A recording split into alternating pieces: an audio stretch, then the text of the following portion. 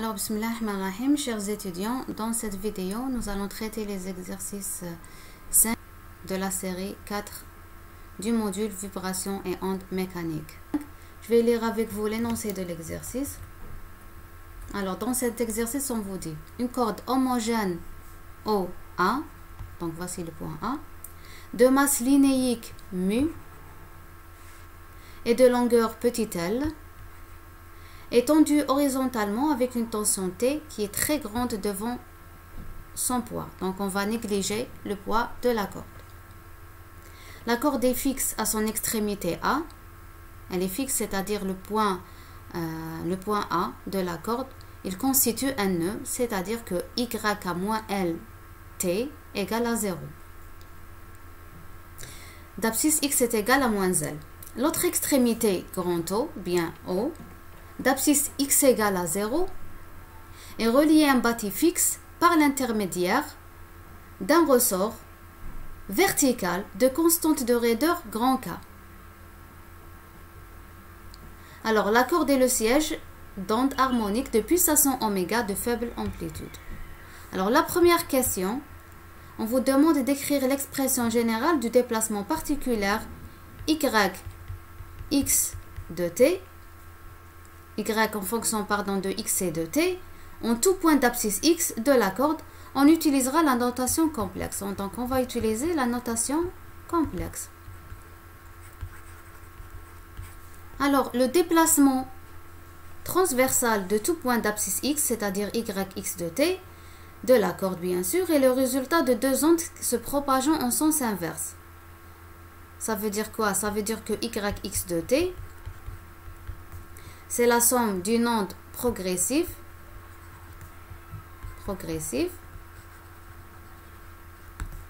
et une onde réfléchie.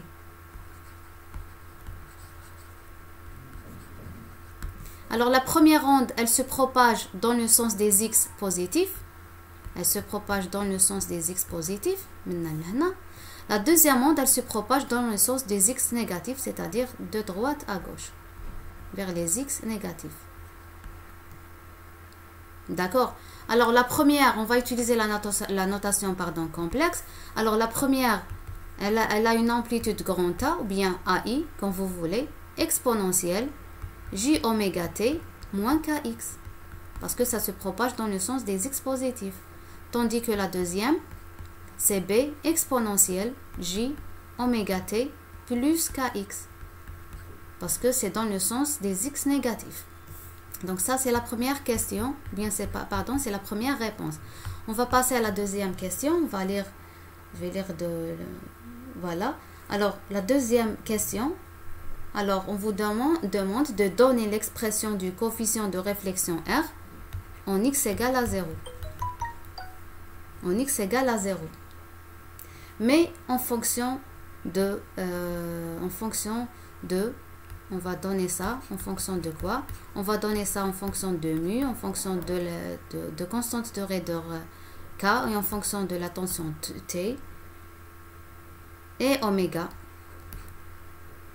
Voilà. Alors, en précisant bien sûr, alors dans la question, on vous demande aussi de préciser le module de ce coefficient avec son argument θ. Donc ça, c'est la question numéro 2. Alors, par définition, alors on sait tous que le coefficient de réflexion petit r est défini par, alors là, on va donner à x égale à 0. Alors, c'est l'onde réfléchie. C'est l'onde réfléchie sur l'onde incidente, ou bien l'onde progressive, on appelait par l'onde progressive, sur l'onde incidente. Mais n'oublions pas que on nous a demandé de calculer ce coefficient à x égale à 0. Alors, l'onde réfléchie, c'est B exponentielle J oméga de T plus K 0, parce que c'est à x égale à 0. On va faire la même chose pour l'onde incidente, c'est A l'onde incidente, elle a une amplitude A. Donc ça, c'est A exponentielle j oméga t moins k fois 0. Alors l'exponentielle j oméga t se simplifie, il nous reste B sur A. On va appeler cette relation par la relation U. Parce que la question c'est de donner ce coefficient en fonction de mu kt et oméga. Alors on peut définir aussi, d'une autre part, on peut donner une autre expression du coefficient de réflexion R, qui est le rapport de, alors c'est l'impédance caractéristique de la corde moins l'impédance terminale sur la somme des deux impédances. D'accord? Alors là, je vais donner les détails. Donc, ZC, c'est l'impédance caractéristique de la corde. Impédance caractéristique. D'accord? Donc, par définition, elle est donnée par la racine carrée de mu t. Elle est égale à la racine carrée de mu fois la tension T. D'accord? ZT, c'est que l'impédance terminale ZT, c'est l'impédance sur laquelle se termine le premier milieu qui est ici la corde. Alors, je peux l'appeler aussi par exemple Z limite, parce que c'est la limite de la corde. Ou bien, je peux l'appeler aussi par Z à l'abscisse 0, l'abscisse 0. D'accord? Ou bien aussi, parce que la corde, la limite de la corde ici, c'est le ressort, je peux l'appeler par ZK, pour indiquer que le deuxième milieu ici, le point de jonction ici avec la corde, ici, c'est la corde, plutôt c'est le ressort de constante de raideur K. Donc ici, on peut écrire que le coefficient de réflexion, donc R, c'est ZC moins ZK sur ZC plus ZK. Alors, que vaut l'impédance ZK? Alors, en notation complexe. Alors, sachez bien que dans le cas d'une masse, je vais faire un petit rappel. Là. Alors, un petit rappel. Alors, si vous avez une masse, l'impédance de la masse, elle est donnée par, alors, Zm, on va la noter par Zm, elle est donnée par J oméga M. Dans le cas d'un amortisseur alpha, elle est donnée Z alpha par alpha. Donc, on va l'utiliser dans le deuxième exercice ou l'exercice suivant. Et dans le cas d'un ressort K, elle est donnée par, on va l'appeler par ZK, elle est donnée par K, la raideur, sur J oméga, par J oméga. Donc, très bien, on a tous les paramètres. On va écrire ensemble le coefficient R. C'est la racine carrée de mu t moins K sur J oméga sur la racine carrée de mu t plus K sur J oméga. Alors, on peut avoir ici, pour le numérateur, on va avoir K moins J oméga, la racine carrée de mu t. D'accord? Sur la racine carrée de J oméga, on fait la même chose avec le dénominateur. Donc, on obtient K plus J oméga, la racine carrée de mu t. Là, on remarque que le coefficient de réflexion petit r est le quotient de deux nombres complexes. Donc, voici le premier nombre complexe. Donc, on peut appeler par exemple le K par A1 plus J fois B1. Donc, oméga racine carrée de mu t, c'est B1. Hein. Donc, avec le signe moins, bien sûr. Hein. Plus J fois B1. Donc, à noter, B1 est moins oméga, la racine carrée de mu t, de mu t. Et A1, bien sûr, c'est K. A1, c'est K. Et on peut faire la même chose avec le dénominateur. Donc, le K constitue la partie réelle du deuxième nombre complexe plus J Alors, la racine carrée de oméga k muté, la racine plutôt oméga fois la racine carrée de muté, c'est B2. Donc, on va faire la même chose. Donc, B2, ce n'est que pardon, la partie imaginaire du deuxième nombre complexe. Et je peux l'appeler par exemple par Z1. Et le deuxième nombre complexe, je peux l'appeler par Z2. Hein. Donc, c'est plus oméga la racine carrée de muté. Et je peux faire la même chose. Alors, avec la partie réelle, A1, ou bien A2, pardon, c'est... non, je pense que j'ai fait une erreur. Hein. Voilà, donc ici, c'est moins K, ce n'est pas plus K. Donc, c'est moins K plus la racine carrée de J oméga T. Et ici, c'est plus K, regardez. Donc, c'est moins K, ce n'est pas plus K. Alors, c'est une erreur. Donc, à rectifier. Donc, ici, je vais mettre un plus. Ici, je vais mettre un moins. Et là, je vais mettre un plus. Car si vous voyez, comme A1 est égal à moins K, moins A2. Bien, A2 est égal à moins A1. Donc, alors, pour calculer, alors, nous, on a trouvé la moitié. Alors, R, c'est donné par moins K plus J oméga la racine carrée de muté sur K plus J oméga la racine carrée de muté. Donc ça, c'est la première partie de la question 2. Alors, dans la deuxième partie, on nous demande de calculer le module R et son argument θ. Alors, on a trouvé dans la première partie de la question que R, c'est égal à... c'est le quotient de deux nombres complexes Z1 sur Z2. D'accord?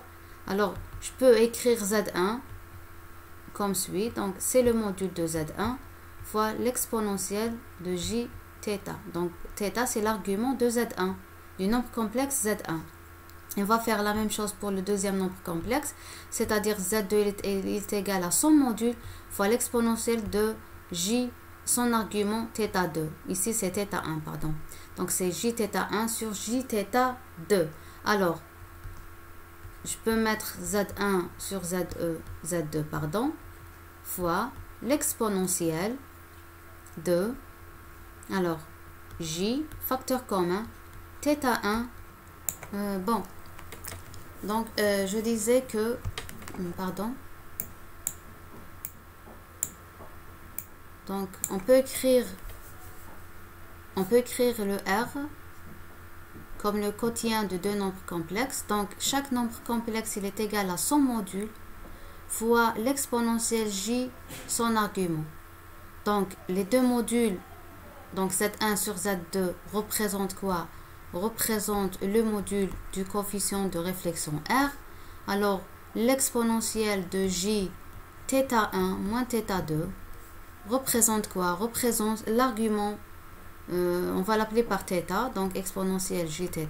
Donc, θ représente l'argument, voilà, l'argument du coefficient de réflexion R. Alors, que vaut θ et que vaut R? Alors, on va d'abord, pour pouvoir calculer le R, on sait que R ici, c'est le rapport de Z1 sur Z2. Donc, alors le module de Z1, c'est la racine carrée de A1 au carré plus B1 au carré. Donc, qui est égal à la racine carrée de quoi?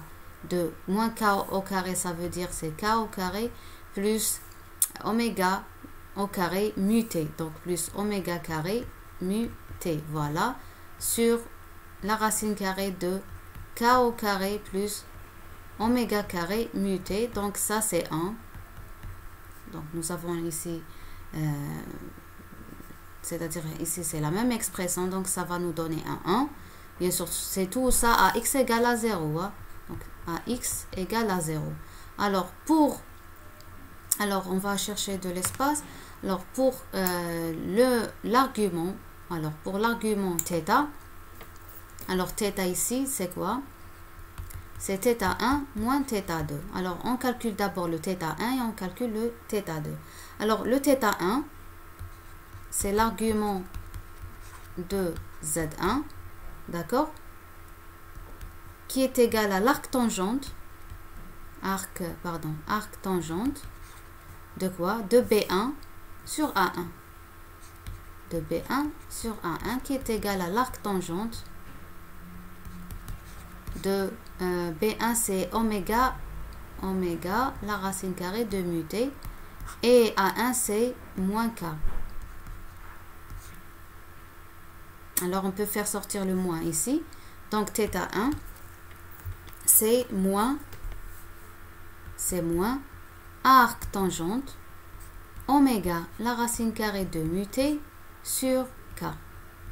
Alors pour le deuxième argument, donc bien pour le deuxième θ2, c'est l'argument de Z2 qui est égal à l'arc tangente de B2 sur A2 et qui est égal à l'arc tangente de quoi? De oméga la racine carrée de mu t sur K. Alors le θ c'est quoi? C'est θ1 moins θ2. Donc θ, sachant que θ c'est θ1 moins θ2. Alors θ1 moins θ2. Alors on va trouver moins 2. Alors θ égale à moins 2 arc tangente de oméga la racine carrée de mu t sur K. Donc ça c'est la deuxième question et on passe à la troisième question.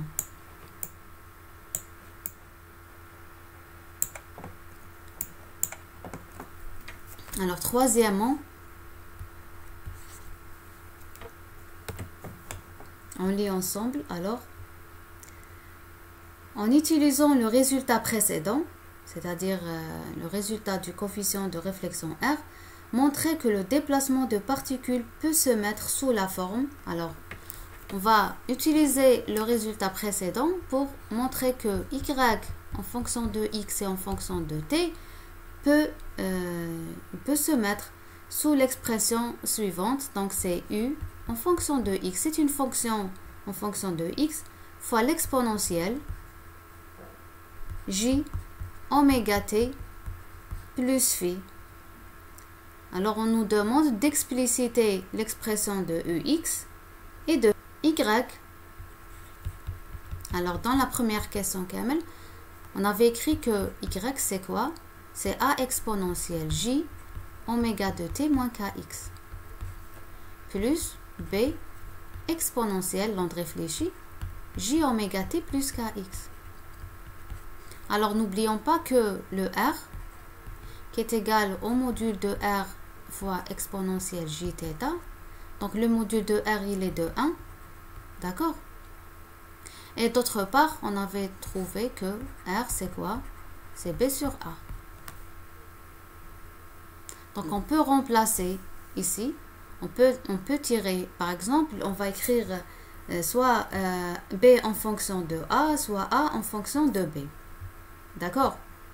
Bien sûr, on va écrire ça en utilisant bien sûr le coefficient de réflexion A.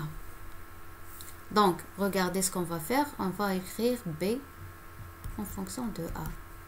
Donc, c'est R fois A. Alors, en remplaçant l'expression de B dans l'expression de Y, on trouve, alors Y en fonction de X et en fonction de T. Alors, c'est A exponentielle J oméga T moins KX plus quoi? Plus R. Le R, c'est quoi? Le R, c'est R module fois l'exponentielle de Jθ. D'accord? Alors, on a B, c'est RA. Donc, fois A. Fois l'exponentielle, donc c'est J oméga T plus KX. Alors, qu'est-ce qu'on peut tirer comme facteur commun? Alors, on peut tirer, regardez bien. Alors, on a exponentielle A. On a exponentielle J oméga T. On a exponentielle J oméga T ici. On a A aussi. Alors, n'oubliez pas qu'on nous demande de rendre cette expression sous cette forme. Yani, نلقاوها واحدة en fonction seulement de X et l'autre en fonction de temps et de phi qu'on va donner son expression après, Inch'Allah. Alors, ici, ce qu'on va faire, alors on va même pour le θ, on peut l'écrire, regardez comment on va y faire. Hein. Alors, pour le θ ici, alors, hadi, je peux l'écrire A exponentielle d'accord, j oméga t fois exponentielle moins j kx, d'accord, voilà, plus r exponentielle. Alors, pour le θ, je peux mettre c'est θ sur 2 moins, plus, pardon, θ sur 2 fois a aussi, exponentielle j oméga t fois exponentielle j kx. Voilà. Alors, ce que je vais faire sortir le a exponentielle j oméga avec j θ sur 2. Maintenant, je peux ajouter, regardez ce qu'on va faire.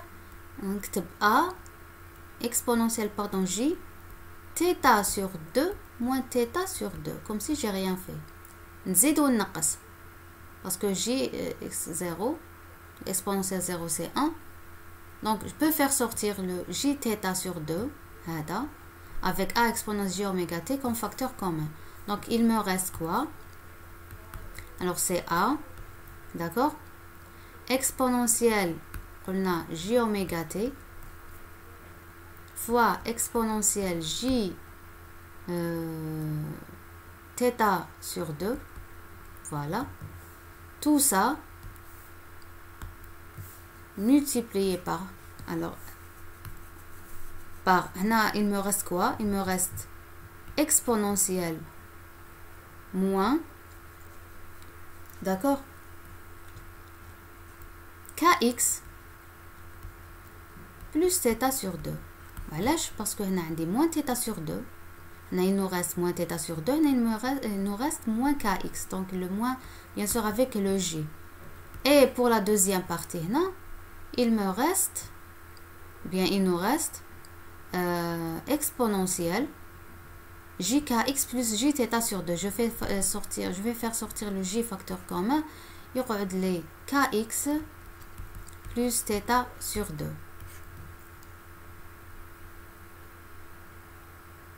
D'accord. Alors, exponentielle moins j kx plus θ sur 2 plus exponentielle j kx plus θ sur 2, si on utilise la formule de l'aire de cosinus, ça donne 2 fois cosinus, quoi, kx plus θ sur 2. Voilà, parce que en général, cosinus alpha, c'est donné par exponentielle moins j alpha plus exponentielle j alpha sur 2. Donc, la somme égale à 2 fois cosinus. Donc, c'est ce qu'on a fait. Alors, on va mettre en ordre cette équation. Donc, ça fait... Alors, le but, c'est d'écrire une fonction en fonction de x et bien sûr, de séparer la fonction de x et la fonction du temps. Donc, u de x, où je peux trouver... Voilà. Donc, je peux mettre ces deux, voilà, fois a. Cosinus kx plus θ sur 2 exponentielle, alors j oméga t fois exponentielle j θ sur 2, ça fait exponentielle j oméga de t plus θ sur 2. Voilà. Alors si on fait une comparaison avec la première expression qui est celle-là, la première ou la deuxième, on en déduit quoi? On en déduit que hada qui est le 2 à cosinus kx plus θ sur 2, ce n'est que le u de x, c'est la fonction de x. Et l'exponentielle de j oméga t plus phi, alors exponentielle j oméga t plus phi, alors le phi هو quoi? هو θ sur 2. Alors pour donner l'expression de phi, alors n'oublions pas qu'on a trouvé dans la deuxième question que le θ c'est l'arc tangente. D'accord, le réna θ, pardon, c'est moins 2. C'est moins de l'arc tangente de quoi? De oméga, la racine carrée de mu t sur k. Ça, c'est l'expression de θ. Alors, en divisant cette expression par 2, on trouve quoi? On trouve moins arc tangente. La même expression, c'est-à-dire oméga, la racine carrée de mu t sur k. Voilà. Donc ça, c'est la réponse de la deuxième. Alors, concernant la troisième question, nous a demandé aussi de donner la nature de l'onde. Alors, comme on a pu écrire cette onde sous la forme u de x fois exponentielle j oméga t plus phi, donc on a les deux fonctions qui sont séparées, donc on dit que c'est une onde stationnaire, d'accord? C'est une onde stationnaire. On passe maintenant à la quatrième question, alors qui nous demande d'écrire la condition à la limite d'abscisse x est égal à moins L et en déduire les expressions des pulsations propres du système, c'est-à-dire oméga n. On va l'écrire en fonction du nombre n, c'est un nombre entier. Alors là, on sait que yx de t, on peut l'écrire sous la forme u de x fois exponentielle j oméga t plus phi, avec u de x, c'est 2 fois a cosinus kx plus θ sur 2 fois l'exponentielle j oméga t plus phi. Alors, à l'extrémité A, donc à l'extrémité A, c'est-à-dire x égale à moins L. Alors, la corde qui m'a dit tout à l'heure, elle est fixée. Donc, la corde est fixée. La corde est fixée. Ça veut dire quoi? Ça veut dire quoi, fixée? Ça veut dire que y, qui m'a dit au début de l'exercice, y moins L de t est égal à 0. Alors, la fonction qui dépend de x, c'est u de x. Donc, ça veut dire que u en fonction de moins L, elle est égale à 0. Alors, on va remplacer ça. On va remplacer le x dans l'expression de u par moins L. Et on va chercher les pulsations propres du système. Alors, u de x, il est donné par 2a cosinus. Voilà. Donc, u de L, de moins L, c'est 2 fois a cosinus. Donc j'ai dit que c'est moins, donc c'est moins k L, parce que L, x c'est moins L, plus θ sur 2. Alors ça c'est égal à 0. D'accord? Alors maintenant, sur la oméga, on doit écrire l'un des paramètres en fonction de oméga. Bien sûr, c'est le k qui va s'écrire en fonction de on sait que k c'est oméga sur v.